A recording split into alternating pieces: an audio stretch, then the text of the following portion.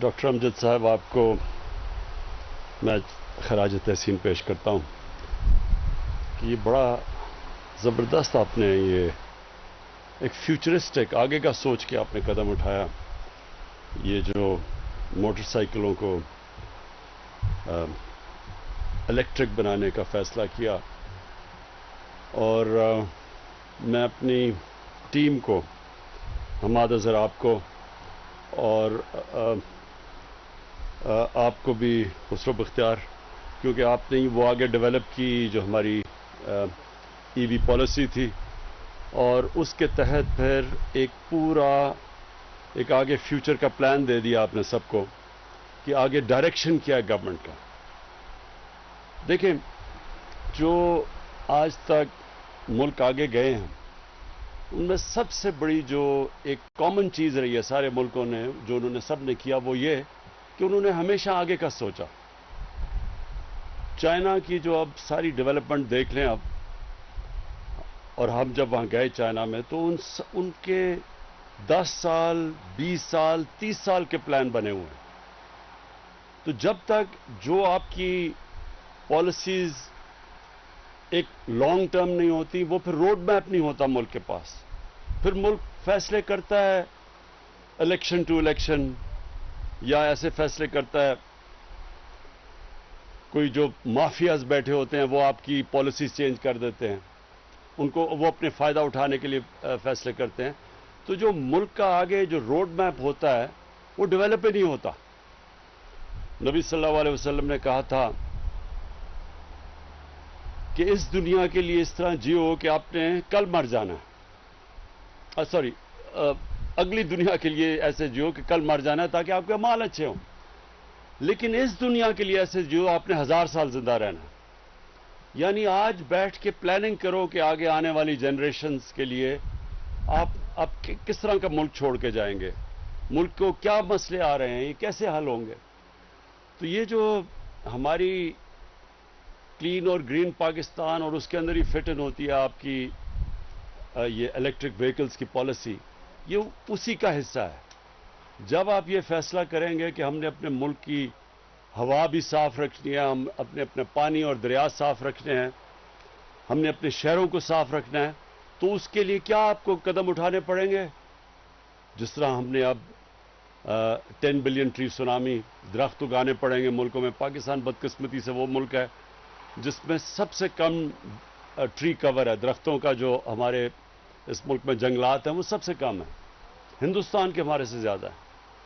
اور جو انگریز جنگلات چھوڑ کے گیا تھا وہ بھی ہم نے کم کر دیے، ان کو بھی تباہ کر دیا.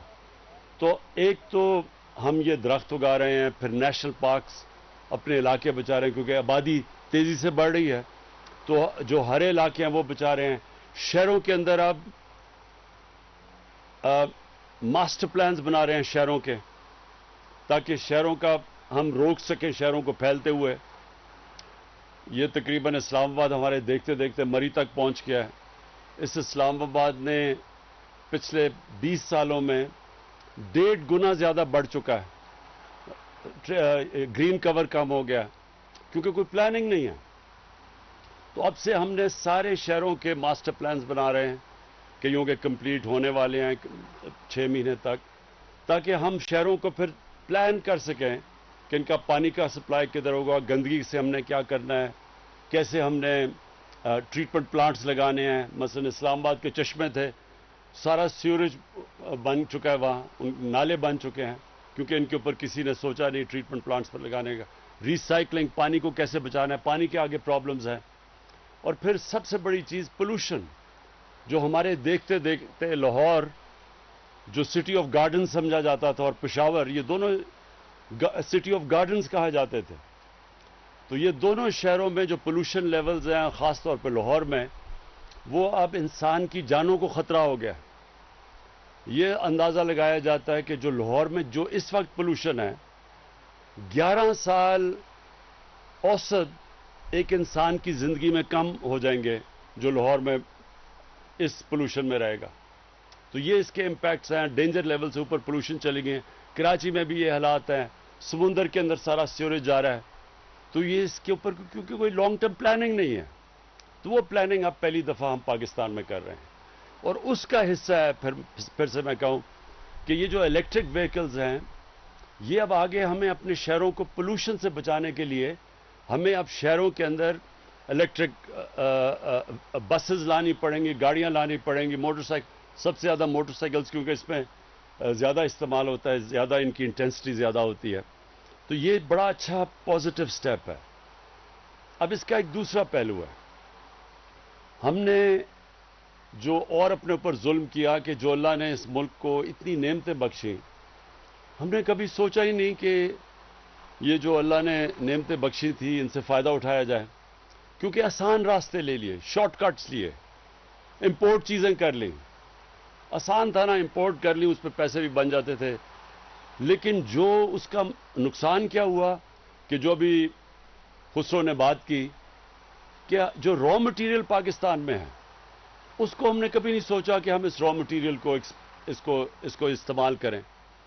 تو ساری چیزیں امپورٹ کرنے شروع کر دی ہیں. آسان راستہ ہے، لیکن اس کا نقصان یہ ہے کہ ملک غریب ہوتا جاتا ہے، ویلتھ کریشن ہوتی نہیں ہے. جب آپ امپورٹ زیادہ کرتے ہیں، جو انہوں نے ابھی بات کی بیلنس آف پیمنٹ، خسرو یہ لوگوں کو سمجھا بھی دیں بیلنس آف پیمنٹ ہوتا کیا، عام لوگوں کو نہیں سمجھ آتی اس کی. مطلب یہ کہ ڈالر زیادہ جب ملک میں آنا شروع ہوں بنسبت کے ملک سے باہر جو ڈالر جا رہے ہوں، اگر زیادہ ملک میں ڈالر آئیں گے آپ کا ملک امیر ہو جائے گا.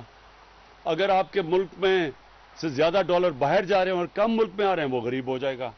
تو چائنا کی جو ساری ڈیولپمنٹ تھی وہ ایکسپورٹ لیڈ تھی، انہوں نے ایکسپورٹس بڑھائی تو ڈالرز ان کے ملک میں زیادہ آئے، انہوں نے دنیا کو زیادہ مال بیچا، ملک میں زیادہ ڈالرز آئے، اور اس لیے دیکھتے دیکھتے چائنا اب ایک اکنامک جائنٹ بن گیا. تو ہمارے تو کبھی کسی نے اس کے اوپر توجہ ہی نہیں دی. ایک چھوٹا سا سنگاپور ہے ہمارے، دیکھتے دیکھتے پاکستان کی آج تاریخ میں سب سے زیادہ ایکسپورٹس ہوئی ہیں اس سال، تو ہم 26 ارب ڈالر ہماری ایکسپورٹس ہیں. سنگاپور کی کوئی 300 ارب ڈالر ایکسپورٹس ہیں، اس کی 50 لاکھ آبادی ہے. کیونکہ انہوں نے سوچ سمجھ کے پلاننگ کی کہ اگر ہم نے اپنی دولت میں اضافہ کرنا ہے تو ہمیں زیادہ چیزیں باہر بیچنی پڑیں گی بنسبت کے باہر سے امپورٹ کرنی پڑیں گی.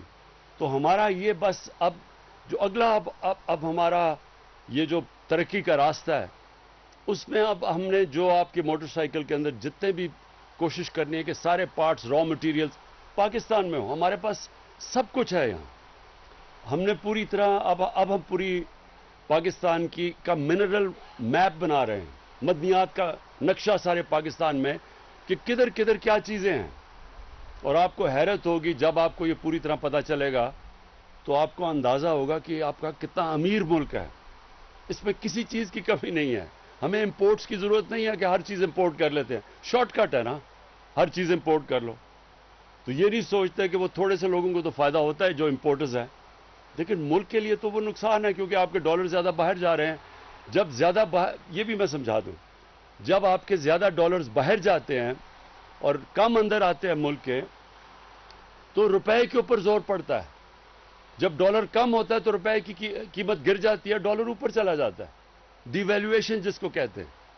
تو جب آپ کا روپے کی قیمت گرتی ہے سب کچھ مہنگا ہو جاتا ہے، غربت بڑھ جاتی ہے، ملک غریب ہو جاتا ہے. تو ہمیں اس لیے سارا اپنا جو سوچ ہے وہ بدلنی ہے. ایک نیا روڈ میپ پاکستان کو دینا ہے جس نے آگے کا سوچنا ہے، جس نے سب سے پہلے اپنے آنے والی نسلوں کا سوچنا ہے. یہ جو ماحولیات ہے، ہماری انوائرمنٹ ہے، یہ جو گلوبل وارمنگ ہے، یہ جو پاکستان کو متاثر کرتی ہے، پہلی دفعہ اس پیمانے پہ پاکستان جو سٹیپس لے رہا ہے وہ انٹرنیشنلی اکنالجڈ ہیں. مجھے اس کا بڑا فخر ہے کہ دنیا مانتی ہے کہ پاکستان لیڈ ان چند ملکوں میں سے جو لیڈ کر رہا ہے انوائرمنٹ کے اندر، گلوبل وارمنگ کے جو خلاف کیمپین ہے اس کے. اب دوسری جو ہماری کیمپین ہے وہ یہ کہ ہم ابھی سے اپنی دولت کا ویلتھ کریشن کیسے کریں، دولت میں اضافہ کیسے کریں، وہ کون سے ہم نے اب قدم اٹھانے ہیں کہ اب ہماری اکانومی ماشاءاللہ تیزی سے اوپر جا رہی ہے. آگے ہمیں کیا مسئلہ آئے گا؟ ہمیں مسئلہ تب آئے گا کہ اگر ہمارے ملک میں ڈالرز کی کمی ہونی شروع ہو گئی کیونکہ زیادہ ڈالرز باہر جانے شروع ہو گئے، کرنٹ اکاؤنٹ ڈیفیسٹ ہو گیا، تو یہ ہمارے روکے گا ہماری گروتھ کو. پھر ہمیں IMF کے پاس جانا پڑے گا. لہٰذا ابھی سے ہم وہ سب قدم اٹھا رہے ہیں کہ ہمارے ملک میں ڈالرز کی کمی نہ ہو. تاکہ ملک میں ہماری گروتھ ریٹ افیکٹ نہ ہو. اور اس کے لیے ہر وہ چیز کرنی ہے ہم نے جو چیز ہم پاکستان میں بنا سکتے ہیں وہ کریں. جو را مٹیریل پاکستان میں جو اویلیبل ہے اس کو استعمال کریں. اور ساری انویسٹمنٹ اس طرح کریں کہ پاکستان سے ہم چیزیں ایکسپورٹ کر سکیں. انڈسٹری بھی انویسٹمنٹ بھی جو باہر سے پاکستان میں آئے اس کا مقصد یہ ہو کہ پاکستان سے باہر کتنی چیزیں ایکسپورٹ کر سکتی ہے وہ. اور یہ ہمارا دوسرا ہے. اور انشاءاللہ مجھے جو تیسری چیز بڑا اس ملک کے لوگوں کے اوپر پورا اعتماد ہے کہ جب بھی اس ملک کے لوگوں کو ٹیسٹ کیا گیا ہے، جب بھی ہم نے مشکل وقت آیا، زلزلہ آیا، ہمارا فلڈز جب آئے 2010 کے، تو جب بھی لوگوں کو اس ملک کے ٹیسٹ کیا گیا تو لوگ ہمیشہ ہمارے لوگ ان میں وہ کھلے دل کے لوگ ہیں، جنراسٹی ہے. اگر آج ٹیکس نہیں دے رہے تو اس کی بہت بڑی وجہ یہ ہے کہ ان کو یہ اعتماد ہی نہیں ہے کہ ہمارا ٹیکس صحیح طرح استعمال ہوگا. ان کو اب اعتماد بحال کر رہے ہیں کہ ان کا ٹیکس ان کے لیے، اپنے خرچے کم کر رہے ہیں، فضول خرچی کم کر رہے ہیں. یہ جو پروٹوکول کے اوپر ہم پیسے خرچ کرتے ہیں اپنے سے شروع کر رہے ہیں نا، اپنی مثال سے. وہ پروٹوکول کے پیسے ہم پورا بچا رہے ہیں. اپنے پرائم منسٹر ہاؤس اور پرائم منسٹر سیکریٹریٹ صرف 3 سال میں 108 کروڑ روپیہ ہم نے ان 2 ہاؤسز کا کم کیا ہے. اور جو باہر کی ٹریول ہے اس سے پیسہ بچا رہے ہیں صرف اپنے ٹیکس پیئر کو یہ بتانے کے لیے کہ آپ کے ٹیکس کی ہم قدر کرتے ہیں.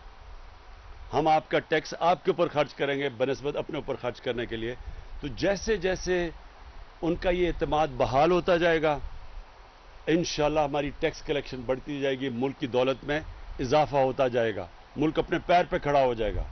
یہ جو ہمارے ذہن میں ایک غلامی آئی ہوئی ہے کہ جب تک ایڈ نہیں آتی، باہر سے امداد نہیں آتی یا قرضے نہیں آتے، ملک نہیں چلے گا. ملک کا پرائم منسٹر باہر جاتا ہے تو پہلی چیز پوچھتے ہیں جی کتنے پیسے لے کے آئے، کتنی جی امداد ملی. کامیاب دورہ کیا ہو گیا کہ پیسے لے کے آ گئے، بھیک مانگ کے کسی سے پیسے لے کے آ گئے. جب تک یہ ذہنی غلامی سے نہیں ہم نکلیں گے، جب تک انسان اپنے پیر پہ نہیں کھڑا ہوتا اس کو پتہ ہی نہیں چلتا کہ اس کے اندر اللہ نے کتنی طاقت دی ہے. جب تک وہ وساکیوں سے چلتا ہے وہ کبھی اس کے اندر زور نہیں آتا. تو وہ پاکستان اب تیسرے راستے پہ نکل گیا اپنے پیر پہ کھڑے ہونے کے لیے. اور انشاءاللہ آپ دیکھیں گے دنوں میں کہ یہ ایک مہینوں میں، سالوں میں کہ یہ کتنا بڑا عظیم ملک بنے گا. ڈاکٹر امجد آپ کو اور آپ کی ٹیم کو میں پھر سے مبارک دیتا ہوں، خراج تحسین پیش کرتا ہوں. اور انشاءاللہ آپ کی حکومت پوری مدد کرے گی کہ اور ہم کیسے آپ کو مضبوط کر سکیں. شکریہ.